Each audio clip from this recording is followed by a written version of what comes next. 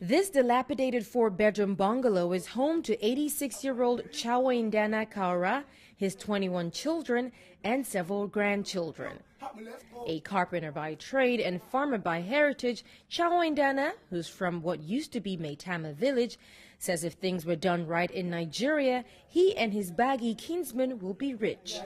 The Gbagyi, or the Gwari, are an ethnic group indigenous to Abuja. Made up of mostly peasant farmers, their troubles began in 1976 when the military government created a no-man's land in the center of Nigeria, which no one group could lay claim to.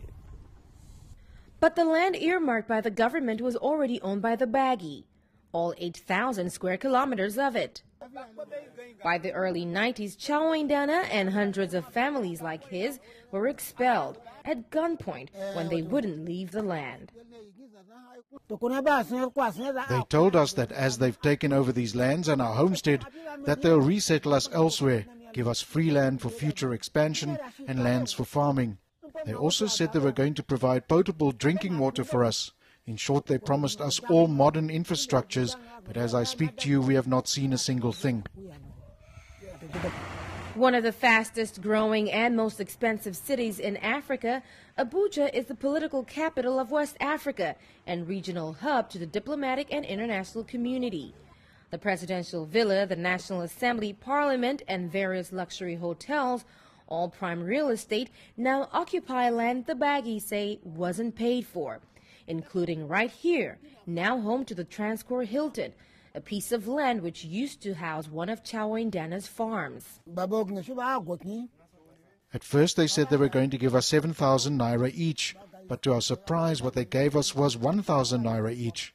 All of us around here were given only 1,000 as transportation, but as we speak, the structures that are there from where they moved us from, they said we will be living there alongside the development, but we have not seen those promises. Plots of land in Abuja now run into the hundreds of millions of dollars.